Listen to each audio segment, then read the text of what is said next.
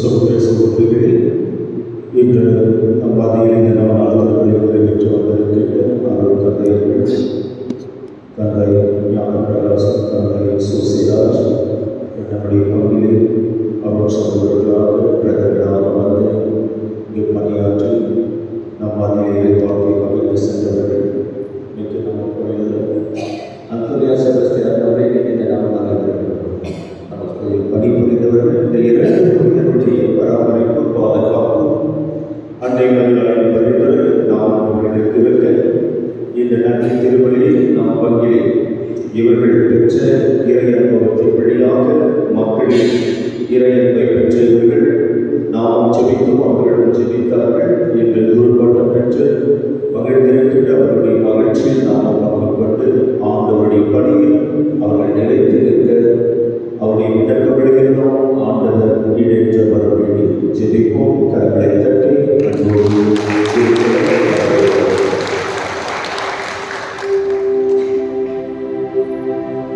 தந்தை மகன் தூய ஆவியாரின் பெயராலே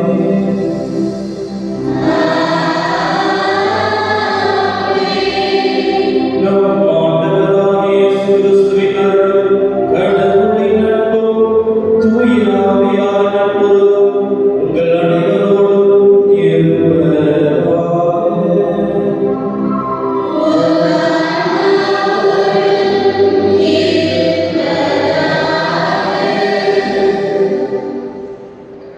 இயேசு கிறிஸ்துவில் பிரியமான சகோதர சகோதரிகளே, அந்தோனியா நாளாக எடுத்து சிறப்பாக கொண்டாடி கொண்டிருக்கின்றீர்கள். உங்கள் அனைவருக்கும் வாழ்த்துக்களும் ஆண்டவரின் ஆசீர்வாதம். இயேசுவுக்கே புகழ், இயேசுவுக்கே நன்றி, அடியே வாழ்க. இந்த உலகத்துல எத்தனையோ மாந்தர்கள் பிறந்திருக்கிறார்கள், எவ்வளவு பெரிய காரியங்களை செய்திருக்கிறார்கள். ஆனால் அந்தோனியாரால் மட்டும்தான் கோடிக்கணக்கான அற்புதத்தையும் அதிசயம் செய்ய முடிந்தது. எப்படி அவரால் மட்டும் முடிந்தது என்று ஒரு சில நேரத்தில் நான் வியந்து யோசிப்பது உண்டு. அப்ப அவர் வச்ச மாதிரி ஒரு எழுதி நான் படிச்சு பார்த்தேன். அதில் ஒரு உண்மை இல்லை. என்ன அந்த உண்மை? அந்த உண்மை நீங்களும் கற்றுக்கொள்ளுங்கள், நானும் கற்றுக்கொள்கிறேன். நீங்கள் அதிசயம் செய்யலாம், நானும் அதிசயம் செய்யலாம். என்ன உண்மை என்றால், ஆண்டவர் நற்செய்தியில் சொல்லியிருக்கிறார். ஆனா வெளிப்படையாக ஒரு விஷயத்தை மறைச்சிட்டாரு. எங்கெங்கெல்லாம் அதிசயம் அற்புதம் நடந்தனாலோ அங்கெல்லாம் எதிர்பார்த்தது, நீ விசுவசிக்கிறாயா, நீ நம்புகிறாயா, அப்படிதான் ஆண்டவர் சொல்லியிருக்கார். ஆனா ஆண்டவர் மறைமுகமாக அனைவரையும் அன்பு செய்தார். அதுதான் அந்தோனியார் கண்டுபிடிச்சது. அந்தோனியார் என்ன செய்தார் என்றால், யார் யாருக்கெல்லாம் தேவை இருக்கிறதோ அவர்களை முதலில் அன்பு செய்தார். நம்ம தான் செய்வோம், இறக்கப்படும். அதோட இப்படி நடந்து போயிடுச்சு, சரி பாவம் என்ன பண்ண முடியும், அப்ப நம்ம போயிடும். அந்தோனியா அவர்களை அன்பு செய்து இது என்னால் முடியும், ஆண்டவரால் முடியும் என்று நம்பிக்கை இரண்டாவது வைத்தார். அதனாலதான் அவரால் அதிசயம் அற்புதம் செய்ய முடியும். நம்முடைய வாழ்க்கையில பல பேர் பல தேவைகளோடு இருக்கிறார்கள். அவர்களை நாம் அன்பு செய்து அவர்களுக்கு தேவையானதை கிடைக்க வேண்டும் என்று நாம் நம்பினோம் என்றால், உங்களாலையும் இயேசுவின் பெயரால் அதிசயம் செய்ய முடியும், என்னாலையும் செய்ய முடியும். எனவே அந்த அன்பை செய்ய தவறிய தருணங்கள் நினைத்து இந்த திருப்பதியை இடைவிட படிப்பு கேட்போம்.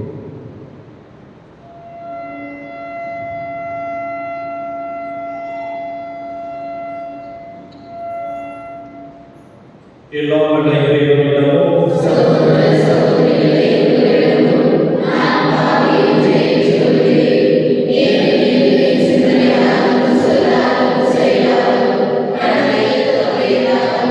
Amen.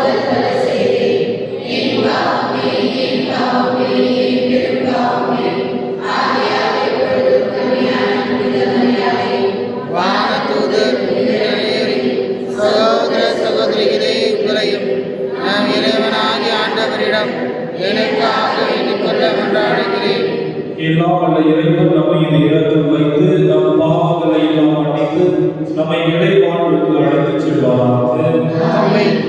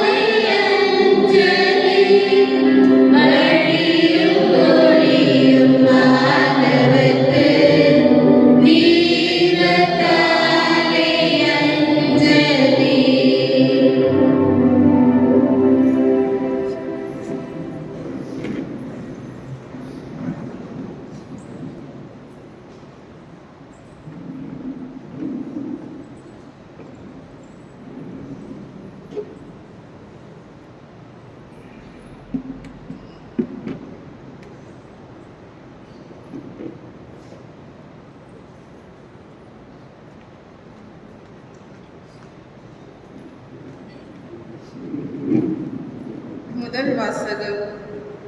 ஆண்டவர் எனக்கு அருள் பொழிவு செய்துள்ளார். நற்செய்தியை அறிவிக்க என்னை அனுப்பியுள்ளார். இறைவாக்கினர் ஏசாயா நூலிலிருந்து வாசகம். அதிகாரம் 61. இறை வார்த்தைகள் 1-3 முடிய. ஆண்டவராகிய என் தலைவரின் ஆவி என் மேல் உள்ளது.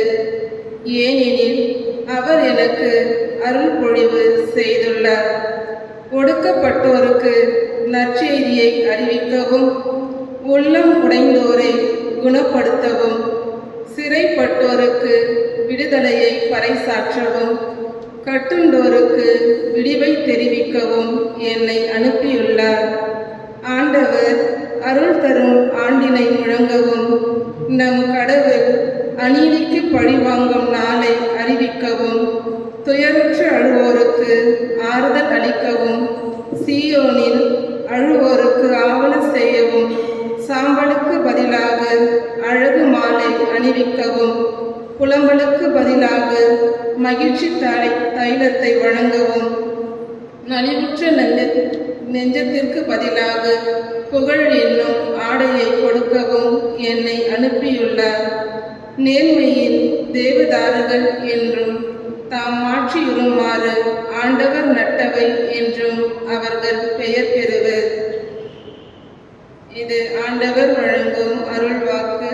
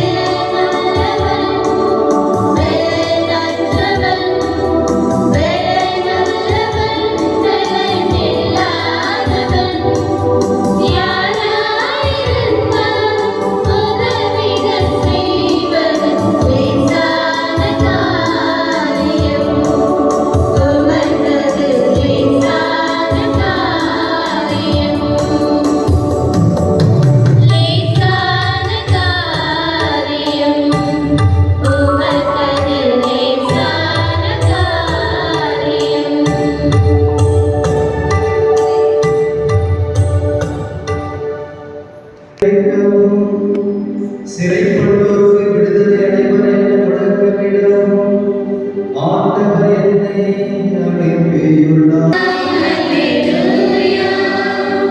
ஆண்டவர் உங்களோடு இருப்பாராக.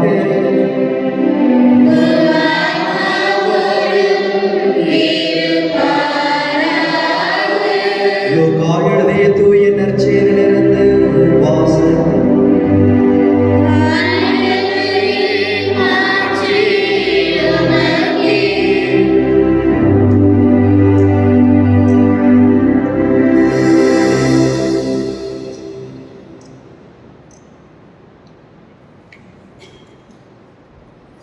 அதிகாரம் 10 இறை வசனங்கள் 1-9 இறுதியாக.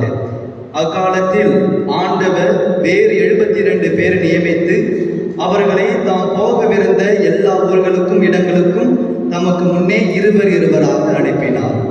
அப்பொழுது அவர் அவர்களை நோக்கி கூறியது, அறுவடை மிகுதி, வேலையாட்களோ குறைவு. ஆகையால் தமது அறுவடைக்கு தேவையான வேலையாட்களை அனுப்பும்படி அறுவடையின் உரிமையாளரிடம் மன்றாடுங்கள்.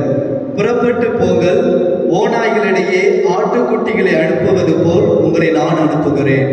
பணப்பையோ வேறு பையோ மிதியடியோ எதுவும் நீங்கள் எடுத்து செல்ல வேண்டாம். வழியில் எவருக்கும் வணக்கம் செலுத்த வேண்டாம். நீங்கள் எந்த வீட்டுக்குள் சென்றாலும் இந்த வீட்டுக்கு அமைதி உண்டாகுக என முதலில் கூறுங்கள். அமைதியை விரும்புவோர் அங்கு இருந்தால் நீங்கள் வாழ்த்து கூறிய அமைதி அவர்களிடம் தங்கும். இல்லாவிட்டால் அது உங்களிடமே திரும்பிவிடும். அவர்களிடம் உள்ளதை நீங்கள் உண்டு குடைந்து அந்த வீட்டிலேயே தங்கியிருங்கள். ஏனெனில் வேலையாளர் தம் கூலிக்கு உரிமையுடையவரே. வீடு வீடாய் செல்ல வேண்டாம். நீங்கள் செல்லும் ஊரில் உங்களை ஏற்றுக்கொண்டால் உங்களுக்கு பரிமாறுவரை கொள்ளுங்கள்.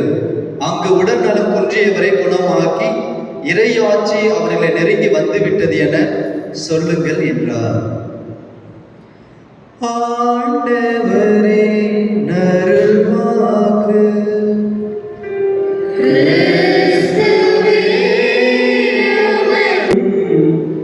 சிகரத்தை நான் தொட வேண்டும், சிறகெடுத்து நான் பறந்திட வேண்டும். சிகரத்தையும் நான் தொட வேண்டும். நீ சிந்திய ரத்தம் என்னை கழுவிட வேண்டும். நீ சிந்திய ரத்தம் என்னை கழுவிட வேண்டும். என் சிந்தை குளிர்ந்த உண்மை நான் பாட வேண்டும். போதும் போதும் பொறுத்தது போதும். போதும் போதும் பொறுத்தது போதும். துன்பக்கடலில் இருந்தது போதும். பாவ சேற்றில் உழந்தது போதும். துன்பக்கடலில் இருந்தது போதும். பாவ சேற்றில் உழந்தது போதும். மீண்டும் மீண்டும் உந்தையை வேண்டும். மீண்டும் மீண்டும் உந்தையை வேண்டும். எனக்குரிய சகோதர சகோதரர்களே, புனித அந்தோனியாருடைய வாழ்வில் அவருடைய எண்ணமெல்லாம், எதிர்பார்ப்பெல்லாம், இயக்கமெல்லாம் இறைவனுடைய தயவு அதற்கு கிடைக்க வேண்டும். அவருடைய உண்மை செய்ததாக இருக்க வேண்டும். இந்த உலகம் அவரை கண்டு கொள்ள வேண்டும். அன்பு எல்லோரையும் ஆட்கொள்ள வேண்டும் என்று அவர் தன்னை முழுவதுமாக அர்ப்பணித்துக் கொண்டார். நாம் பார்த்தோம், அவருடைய வேட்கை என்னவாக இருந்தது? ஒரு வேத சாட்சியாக மறிக்க வேண்டும் என்பதாக இருந்தது. அதற்காக அவர் சபையை மாற்றிக்கொண்டார். மாற்றிக்கொண்டவர் அதற்காக தயாரிக்கும் பொழுது ஆண்டவருடைய சித்தம் வேறாக இருந்தது. எனவே அவர் வேத சாட்சியாக மறிப்பதை விட, மறை சாட்சியாக மறிப்பதை விட, மறை வல்லுநராக, இறை வார்த்தையை போதிப்பவராக மாற வேண்டும் என்று விரும்பினார். எனவே பட்டி தொட்டி என்றும் வெறும் கோவில்களில் மட்டுமல்ல, சந்தைகளிலும் மைதானங்களிலும் எங்கெல்லாம் மக்கள் கூடுகிறார்களோ, எங்கெல்லாம் இடம் இருக்கிறதோ, அங்கெல்லாம் இறை வார்த்தையை போதிக்கின்ற அந்த பணியிலே அவர் தன்னை முழுவதுமாக ஈடுபடுத்திக் கொண்டார். அந்த பணியிலே அவருக்கு நிறைய இடையூறுகள் இருந்தது.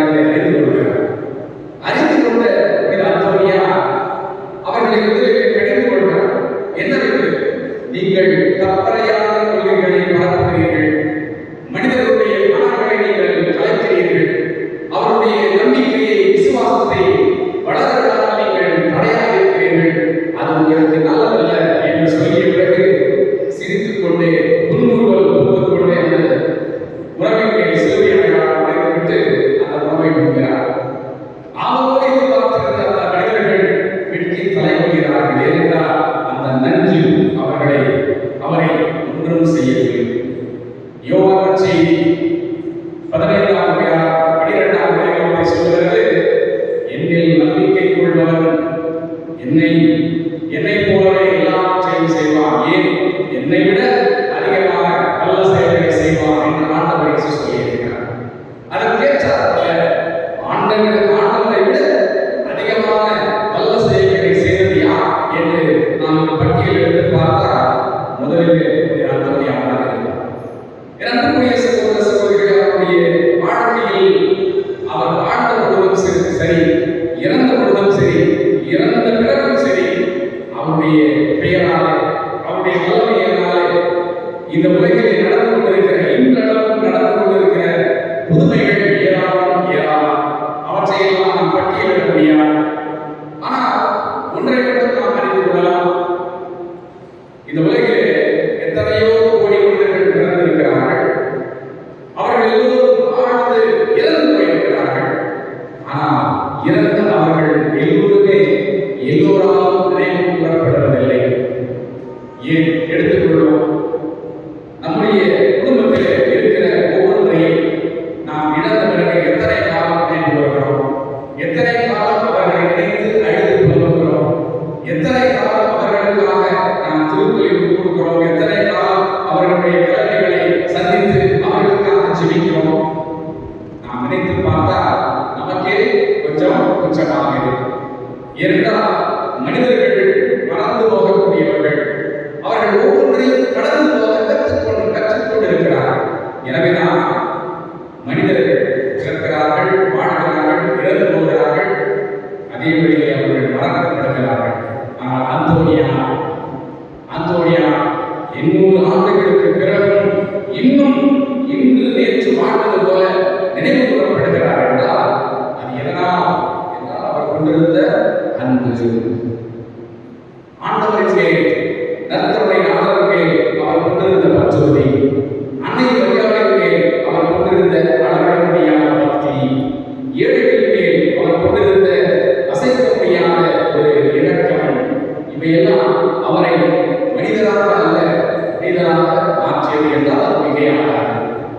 இரண்டு சகோதர சகோதரிகளை அந்தோனியாருடைய அந்த சுரூபத்தை பார்த்தீர்கள் என்றால் அதில் 3 பெரும் அடையாளங்களை நாம் பார்க்கலாம். முதலாவதாக லீலி மலர், லில்லி ஃப்ளவர். இதற்காக அவரை லிஸ்பனின் லீலி மலர் என்று அழைக்கிறார்கள். லிஸ்பனின் லீலி மலர் என்று அழைக்கிறார். எதனால் அழைக்கிறார்? ஏனென்றால் அவர் லிஸ்பனில் பிறந்தார். ஆனால் அவருடைய வாழ்க்கை முழுவதுமே தூயதாக இருந்தது. வெண்பனி போல வெள்ளையாக அற்புதமானதாக இருந்தது. கடவுளுடைய அனுபவம் அவரை நிரப்பியதினாலே அவரால் பாவம் செய்ய முடியாமல், பாவத்திலே விடாமல் அவர் பாதுகாக்கப்பட்டார். இயேசுவுக்கும் அன்னை மரியாதைக்கும் பிறகு யார் மிக அதிகமாக பேசப்படுகிறார்கள் என்றால் புனித அந்தோனியா. இன்றளவும் வசூல் ராஜா என்று யாரை அழைக்கிறார்? அந்தோனியாவுடைய திருத்தலங்களை எல்லாம் சென்றார். அங்கே மக்கள் கூட்டம் நிரம்பி வழிகிறது. ஏன்? அங்கே அற்புதங்கள் நிகழ்ந்து கொண்டிருக்கிறது. அங்கே சாத்தான் அலங்கரித்து ஓடிக்கொண்டிருக்கிறது. அங்கே எல்லோருக்கும் உணவு தரப்பட்டுக் கொண்டிருக்கிறது. அங்கே அவருடைய பக்தி பரவசத்திலே மக்கள் ஆழ்ந்து கொண்டிருக்கிறார்கள் என்றால் இது அந்தோனியாவுக்கு இறைவன் தந்த ஒரு அற்புதமான ஒரு வரம். அந்த வரம் அவரை என்ன செய்ய வைத்தது? நான் புனிதன் என்று தப்பட்ட படிக்க வைக்கவில்லை, மாறாக அவரை தாழ்த்திக் கொள்ள வைத்தது. தாழ்ச்சியும் கீழ்ப்படிதலும் தூய்மையும் அவருடைய வாழ்வை வாழ்ந்ததினாலே அவர் லிஸ்பனின் லீலி மலர் என்று அழைக்கப்பட்டார். புண்ணியங்களில் மிக அரிய புண்ணியமாகிய தூய்மையை அவர் வைத்திருந்தார். எனவேதான் கரைவடியாத அந்த ஆடையோடு, கரைவடியாத உள்ளத்தோடு, கரையில்லாத ஒரு நாமோடு அவர் இருந்ததால்தான் அவருடைய நாம் இன்றும் அழியாமல் இருக்கிறது. இந்த பதுவை நகரிலே அந்த ஆலயத்திலே, புனித அந்தோனியாருடைய ஆலயத்திலே, இந்த பள்ளியிலிருந்து தொண்டை வரையிலான அந்த பகுதி இன்னும் அப்படியே பாதுகாக்கப்பட்டு வருகிறது. அழியாத அப்படியே இருக்கிறது என்றால் அவருடைய வாயிலிருந்து வந்த வார்த்தைகள் என்ன மாயஜாலத்தை உண்டு பண்ணி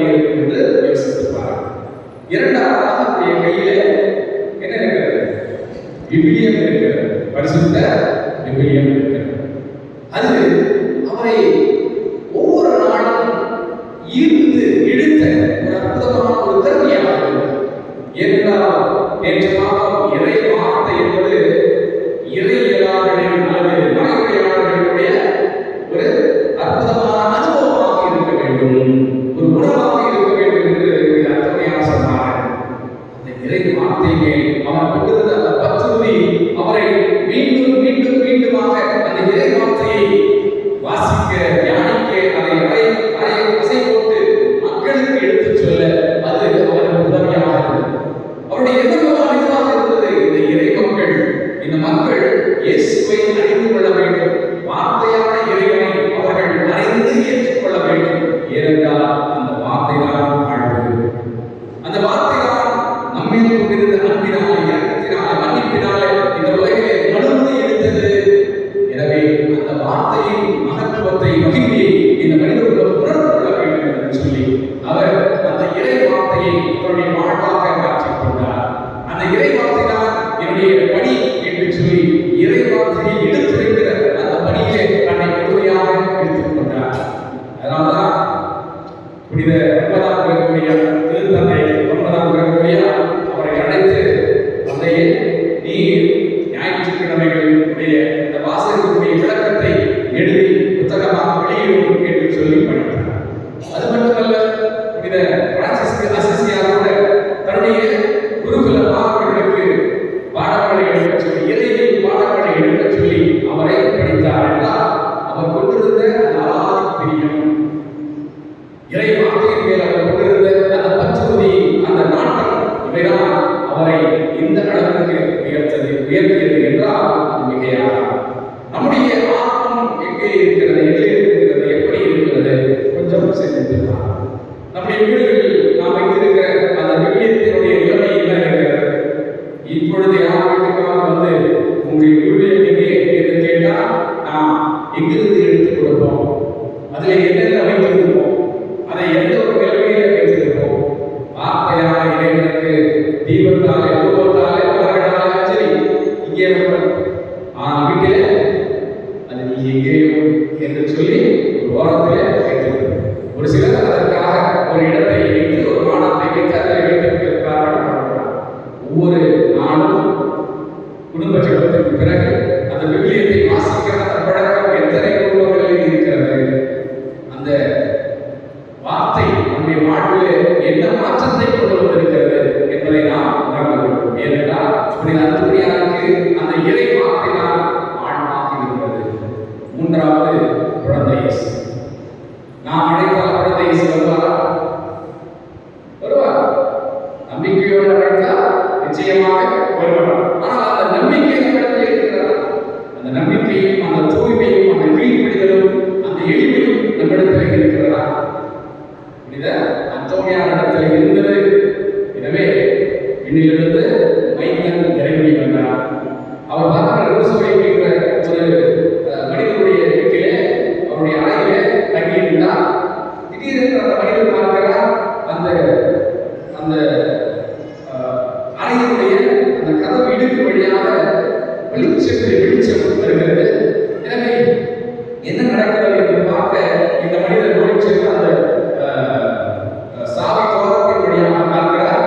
அங்கே குழந்தை இயேசு அவருடைய மடியிலே தவழ்ந்து கொண்டு பேசிக் கொண்டிருக்கிறார்.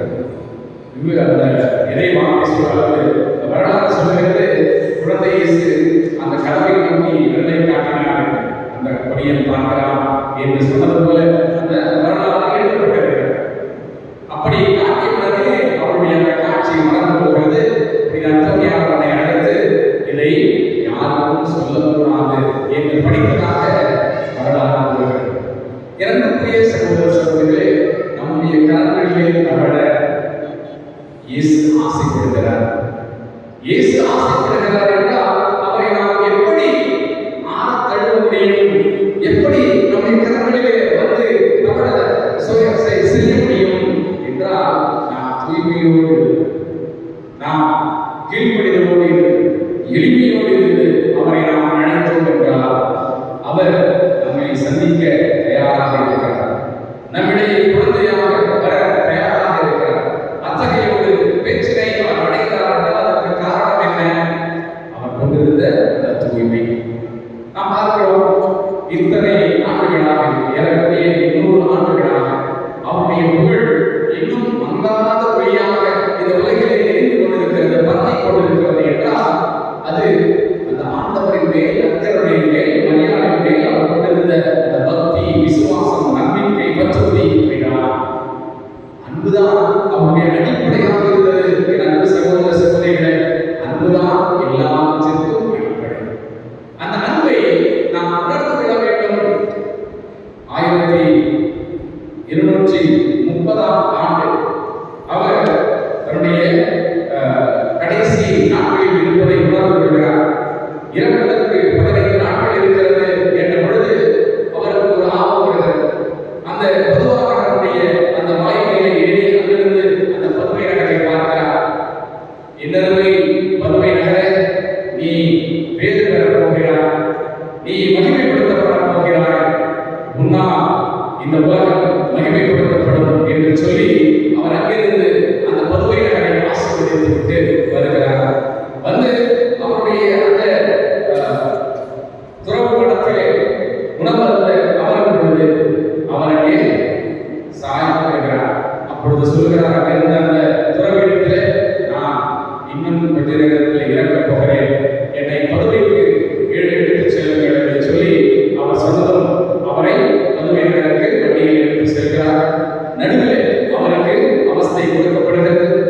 அவர் எதையோ உற்று நோக்கியவராக அவர் இருப்பதை பார்த்த அந்த துறவியை கேட்டார், அந்தோனியாரே, என்ன பார்த்துக் கொண்டிருக்கிறீர்கள் என்ற பொழுது, நான் ஆண்டவரை பார்த்துக் கொண்டிருக்கிறேன் என்று சொன்னார். அப்படி பார்த்துக் கொண்டு அவருடைய மூச்சு நின்றிருந்ததாக வரலாறு கூறுகிறது. இந்த மனிதர்கள், இந்த துறவிகள் என்ன செய்வது என்று அறியாமல் என்னுடைய உடலை இங்கே அடக்கம் செய்வதா, அங்கே அடக்கம் செய்வதா என்று தவித்துக் கொண்டிருந்த பொழுது ஆண்டவருடைய ஆவி அங்கிருக்கிற சிறு குழந்தைகளுடைய வாயை திறக்க வைத்தது. அவர்கள் எல்லோரும் வீதிகளிலே சென்று, நம்முடைய பிதா இறந்து விட்டார், புனித அந்தோனியார் இறந்து விட்டார் என்று எல்லா இடத்திலும் கூவி அழைத்தார்கள். அதை கேள்விப்பட்ட எல்லா மக்களும் அங்கே ஒன்று சேர்ந்து வந்து அவரை பதுமை நகரிலே அடக்கம் செய்ய அவர்கள் படைத்தார்கள். எனக்குரிய சகோதர சகோதரிகளே, எந்த புனிதரும் இறந்த ஒரே ஆண்டிலே புனிதராக ஆகவில்லை. இருக்கலாம் இந்த வரலாற்றிலே. ஆனால் இறந்த ஒரே ஆண்டிலே புனிதராக திருநிலைப்படுத்தப்பட்ட அல்லது உயர்த்தப்பட்ட ஒரு ஒப்புயர்வற்ற ஒரு புனிதர் என்றால் அது நம்முடைய புனிதர் தான். அவருடைய புனித நிலைக்கு வழக்கமாக இறையடியார், முத்திவேல் பட்டம் பெற்றவர் என்றெல்லாம் ஒரு நிலையில் இருக்கிறது புனிதராக மாறுவதற்கு. ஆனால் மக்கள் புதுமைக்கு மேலே புதுமையை கொண்டு போய் அங்கே சமர்ப்பித்துக் கொண்டே இருந்தார்கள். அதனால்தான் வரலாறு கூறுகிறது, அவருடைய புனிதர் பட்டம் வழங்குகின்ற அந்த நாளில் 56 புதுமைகளை அங்கே வாசித்த பிறகு அவைகளை எல்லாம் சோதித்த அந்த மனிதர்களுடைய அந்த டெஸ்டிமனியை எல்லாம் கேட்ட பிறகு அவருக்கு புனிதர் பட்டம் வழங்கப்பட்டதாக கூறப்படுகிறது. அன்புக்குரிய சகோதரிகள், அவர் இறந்த பிறகு கூட நிறைய அற்புதங்களை செய்திருக்கிறார்.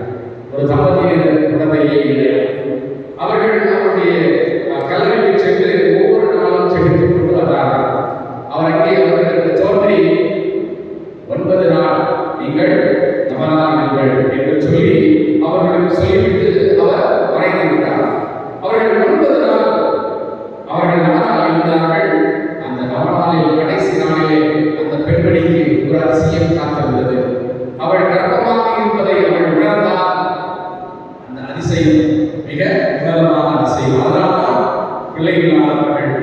பிள்ளைகளாக இயங்குபவர்கள், திருமணமாக இத்தனை ஆண்டுகள் எனக்கு குழந்தை இல்லையே என்று சொல்லி இயங்குபவர்கள் எல்லாம் அந்தோனியாரை நாடி தேடி வந்து அவர் வழியாக, அவருடைய ஆசீர்வாதத்தின் வழியாக குழந்தை பேரை பெற்றுச் செல்வதை நாம் பார்க்கிறோம்.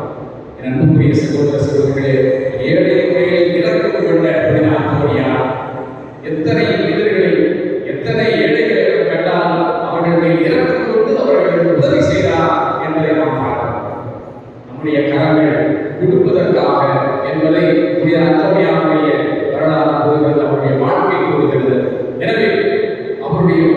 நெறியை நாம் பின்பற்றி அவரை போல கொடுப்பவர்களாக, அது ஆசீர்வாதமாக இருந்தாலும் சரி, அது பொருளாக இருந்தாலும் சரி, அது அருளாக இருந்தாலும் சரி, எதையும் கொடுத்து பழகுவோம்.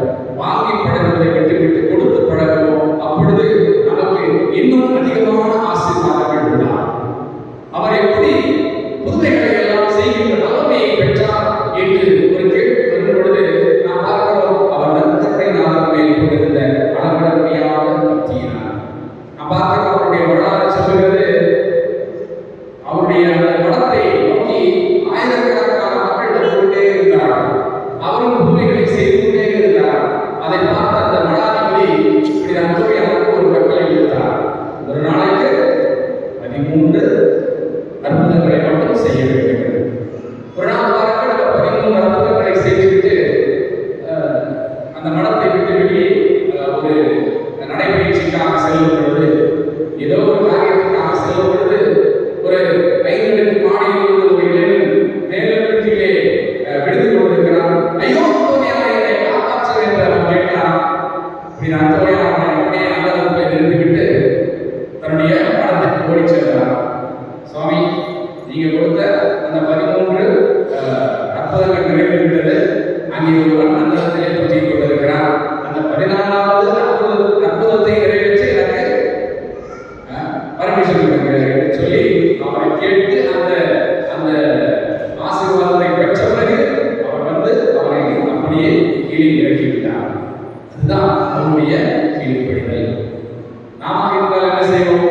கொஞ்சம் வாழ்வு வந்து விட்டால் நம்முடைய கால் தரையில கொஞ்சம் வசதி வந்து விட்டால் நம்முடைய தலை மேலே இருக்காது, கீழே இறந்து போய் தொங்கிவிடும். அவ்வளவு அகங்காரம், அவ்வளவு ஆணவத்தை நாம் அழிந்துள்ளோம். பிறரை பற்றி பேசுவதிலேயே நம்முடைய காலம் பாதி போய்விடுகிறது. ஆனால் ஸ்ரீ அந்தோனியா நமக்கு என்ன சொல்கிறார்? ஆண்டவரை இல்லை, அவருடைய நற்கருணையிலே பக்திகள் பற்றுகள் அடுத்தவரை விட்டுவிட்டு நீ ஆண்டவரை இந்த உலகில் பறைசாற்ற உடைய வாழ்க்கையால், உடைய வாழ்வால், உடைய சொல்லால், செயலால் நீ முயற்சி செய். அப்பொழுது ஆண்டவருடைய அருளும் சரி, உனக்கு தேவையான பொருளும் சரி உன்னை வந்து சேரும். நமக்கு தேவையான என்ன? மகிழ்ச்சி, சமாதானம், சந்தோஷம், குடும்பங்களிலே ஒற்றுமை, நல்ல ஆரோக்கியம், இவையெல்லாம் நமக்கு கிடைக்க வேண்டும் என்றால் முதலிலே நாம் நல்லவர்களாக மாற வேண்டும், நல்லதை நினைப்பவர்களாக மாற வேண்டும். பிறரை பற்றிய பேச்சுக்களுக்கும் ஏச்சுக்களுக்கும் நாம் இடம் கொடாமல் ஆண்டவரை நம்முடைய உண்மை ஆண்டவராக கொண்டு அவரே மீட்பர் என்பதை ஏற்றுக்கொண்டு நாம் வாழும் பொழுது அந்தோனியாவை போல ஒரு நல்ல அற்புதமான கோடி அற்புதரை போல ஒரு அற்புதங்களை செய்கின்ற மனிதர்களாக நம்மால் மாற முடியும். எனவே நன்றிய சகோதர சகோதரிகளே, இன்றைய வாசகத்தில் நாம் வாசிக்கின்றது போல ஆண்டவர் எனக்கு அருள் பொழிவு செய்துள்ளார், நற்செய்தியை அறிவிக்க என்னை அனுப்பியுள்ளார் என்ற இறைவார்த்தையை ஏற்று அவர் இறைவார்த்தையை பரப்புகின்ற ஒரு அற்புதமான மனிதராக மாறினார் என்றால் நம்முடைய ஆன்மா ஈடேற்றம் பெற நாம் எதை செய்ய வேண்டுமோ அதை செய்வோம். அதற்கான அருள்வரத்தை புனித அந்தோனியார் வழியாக நாம் இறைஞ்சி வேண்டுவோம். இந்த திருப்பலியை தொடர்ந்து வேண்டுவோம்.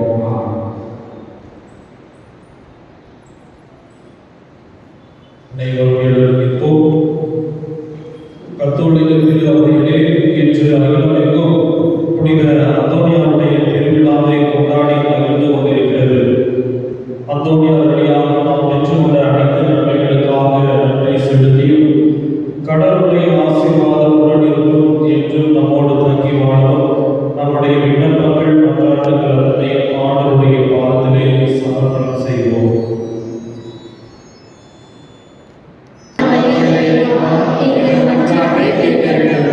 திருச்சபை ஆளும் திருத்தந்தை பிரான்சிஸ், எமது ஆயர் பீட்டர் மச்சாதோ, ஏனைய ஆயர்கள், குருக்கள், கன்னியர்கள், உம் தூய ஆவியால் எம்மை நடத்திட, உம் மீட்பின் பாதையில் நாளும் நடத்திட வரம் தர வேண்டும் என்று இறைவா உம்மை மன்றாடுகின்றோம். நாட்டினை ஆளும் தலைவர்கள் தங்களின் கடமை உணர்த்திட, நீதியும் நேர்மையுடன் பணியை செய்திட, மக்களின் நலன்களில் அக்கறை காட்டிட வரம் தர வேண்டும் என்று இறைவா உம்மை மன்றாடுகின்றோம். இன்றைய திருப்பலி நிறைவேற்றும் எம் அன்பு தந்தையர்களை ஆசீர்வதியும். அவர்கள் உடல் உள்ள நலம் தந்து என்றும் காத்திட உம் அன்பு பணியினை சிறப்போடு செய்திட வரம் தர வேண்டும் என்று இறைவா உம்மை மன்றாடுகின்றோம். உம் பலிப்பீடம் சூழ்ந்துள்ள இறைமக்கள் யாவரையும் உம் கரத்தால் ஆசீர்வதியும். எம் புனிதரின் பரிந்துரை நாளும் பெற்றிட இவர்களின் தேவைகளை நிறைவேற்றிட வரம் தர வேண்டும் என்று இறைவா உம்மை மன்றாடுகின்றோம். இன்ற நாளை சிறப்பிக்கும் new model house, loop road quarters, MRE quarters, bungalow lane, Palghat line, station block, women cell, saint Joseph of Tarbes கன்னியர்களை ஆசீர்வதியும். அவர்கள் இல்லங்களில் மகிழ்ச்சி நிலைத்திட அவர்கள் தேவைகள் அனைத்தையும் நிறைவேற அருள் தர வேண்டும் என்று இறைவா உம்மை மன்றாடுகின்றோம்.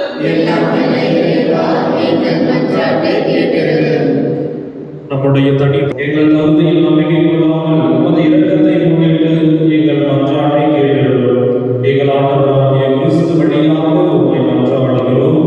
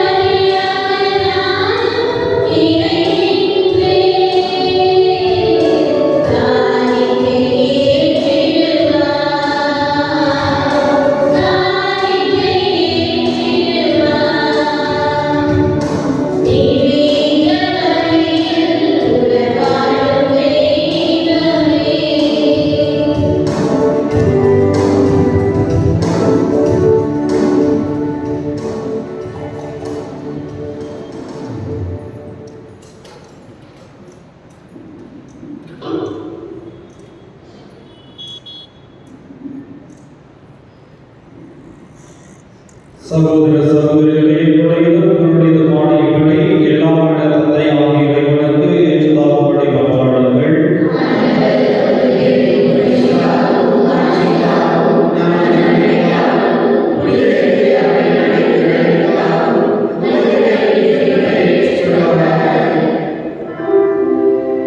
இறைவா புனித அந்தோனியாரின் விழாவில் நாங்கள் உடல் கணிந்து செலுத்தும்படி உமக்கு உகந்ததாய் இருப்பதாக. அவரது அறிவுரைப்படி எங்களை முழுமையாக உமக்கு அளித்து உம்மை புகழ்ந்தேத்த செய்வீராக. எங்கள் ஆண்டவராகிய கிறிஸ்து வழியாக உம்மை மன்றாடுகிறோம்.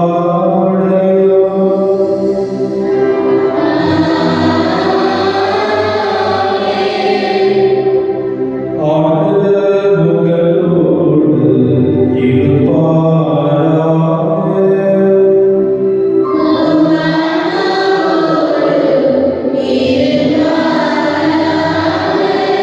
இதயங்களை மேலே எழுப்புங்கள்.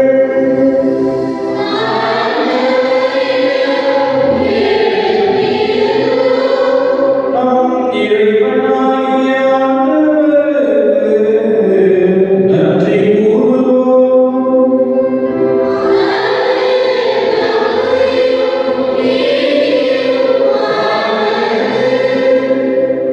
ஆண்டவரே, தூயவரான தந்தையே, என்றும் வாழும் ஏழாண்டு இறைவா, எங்கள் ஆண்டவராகிய கிறிஸ்து வழியாக எந்நாளும் எவ்விடத்திலும் நாங்கள் உமக்கு நன்றி செலுத்துவது மெய்யாகவே தகுதியும் நீதியும் ஆகும். எங்கள் கடமையும் மீட்புக்குரிய செயலுமாகும். ஏனெனில் புனித அந்தோனியாருடைய விழாவில் உமது திருநாவை மகிழ்ந்திருக்கச் செய்கின்றீர். அவருடைய இறைப்பற்றுமிக்க வாழ்க்கையை எடுத்துக்காட்டால் அதற்கு வழிவகுக்கின்றீர். அவருடைய படிப்பினையால் பயிற்றுவிக்கின்றீர். அவருடைய மன்றாட்டால் பாதுகாத்து வருகின்றீர். ஆகவே வானதூதர் அணிகளோடும் புனிதர் பெருந்திரளோடும் நாங்கள் சேர்ந்து உமக்கு புகழ்ச்சி பாடல் செய்து முடிவின்றி பாடுவதாவது.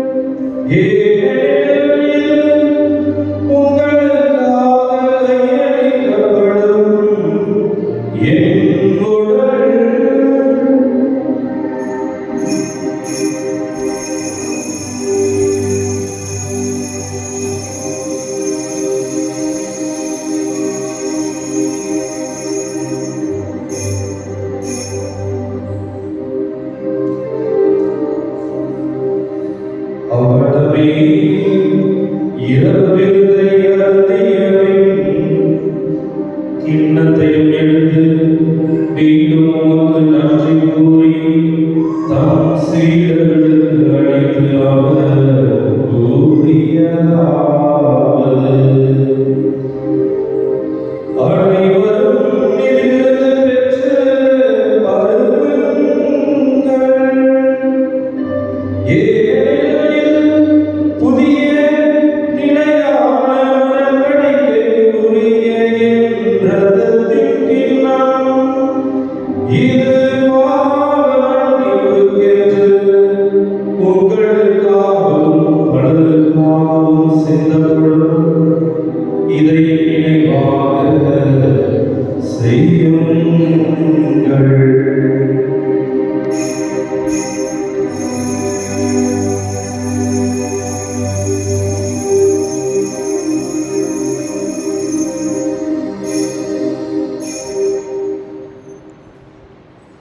நம்பிக்கையின் மறைபொருள்.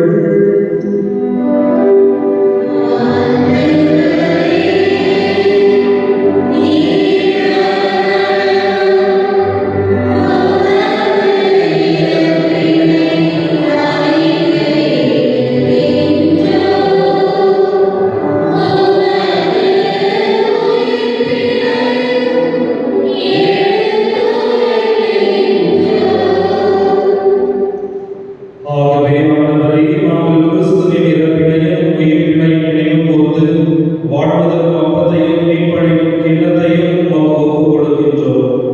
உம் திருமுன்னின்று உமக்கு ஊழியம் புரிய தகுந்தவர்கள் என எங்களை ஏற்றுக்கொண்டீர்.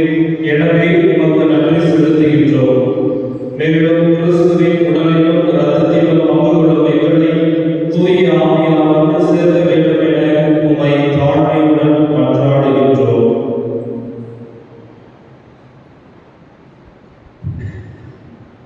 ஆண்டவரே, உலகெங்கும் பரவி கொண்டிருக்கிற வைத்தியர்கள் கூடுதலும் எனக்கு தந்தை பிரான்சிஸ், எனக்கு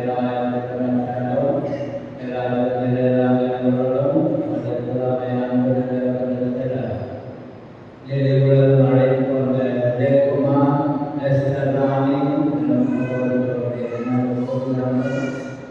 திருமணனோடு அவர் இறப்பில் இறக்கப்பட்ட செய்வர்கள் உயிர்ப்பிலும் அவரை போன்ற செய்தார்.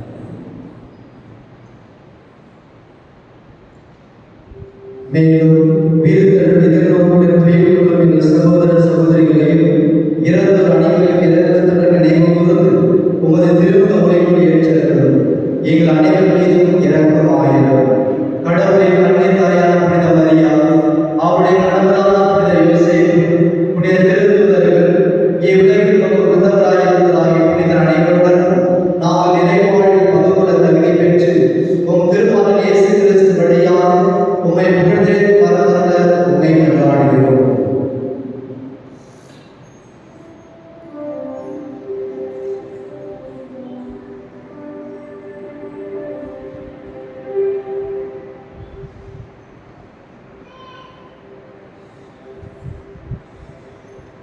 இவர் வழியாக இவரோடு இவரில் எல்லாம் வல்ல இறைவனாகிய தந்தையே, தூய ஆவியார் ஒன்றிப்பில் எல்லா புகழும் மாட்சியும் என்றென்றும் உமக்கு உரியதே.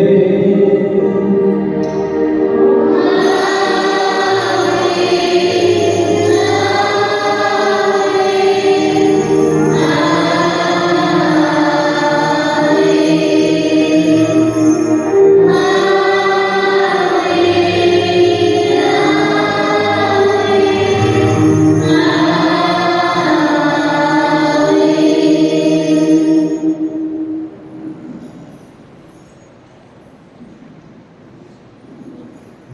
இறைவன் கட்டளையால் கற்பிக்கப்பட்டு இறைவனுடைய ஆண்மை சென்று நாம் துணிந்து பாடுவோம்.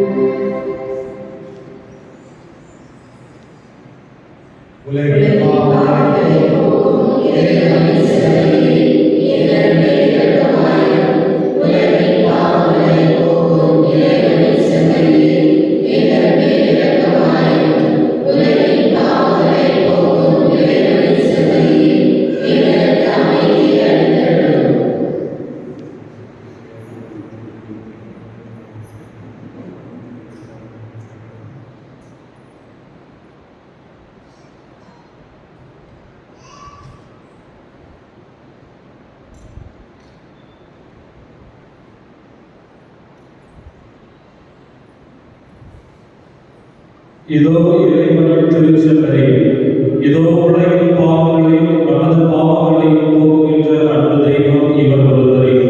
இவர் தருகின்ற விருந்தில் பங்கு பெறுகின்ற நாம் அனைவருமே பேறு பெற்றோர்.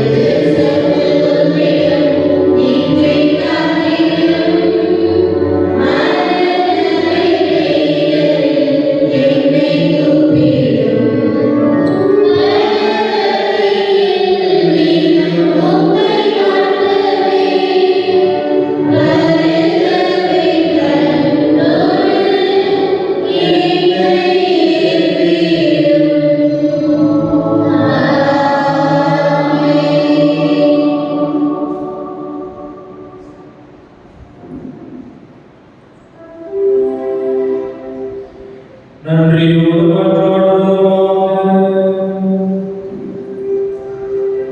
ஆண்டவரே, உயிருள்ள அப்பமாகிய கிறிஸ்துவினால் ஊட்டம் அளித்தவர்களுக்கு ஆசிரியராகிய அதே கிறிஸ்துவினால் முழுமையாக கற்றுத் தருவீராக. அதனால் புனித அந்தோனியாரின் விழாவில் அவர்கள் உமது உண்மையை அறிந்து அதை அன்பில் செயல்படுத்துவார்களாக. எங்கள் ஆண்டவராகிய கிறிஸ்து வழியாக உம்மை மன்றாடுகிறோம்.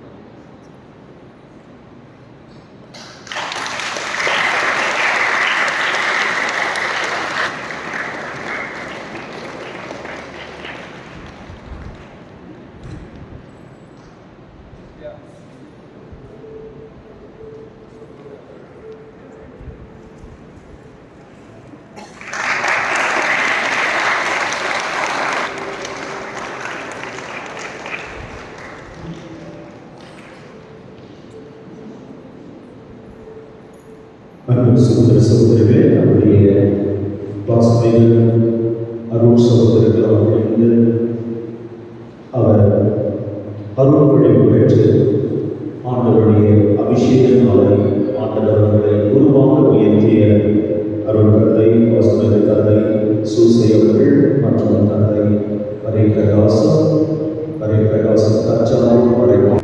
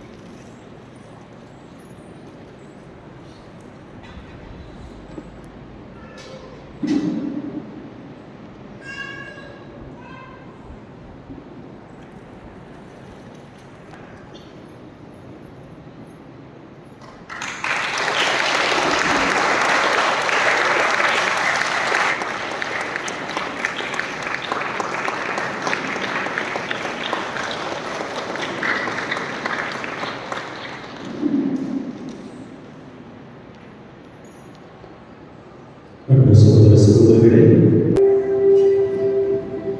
ஆண்டவர் உங்களோடு இருப்பாராக.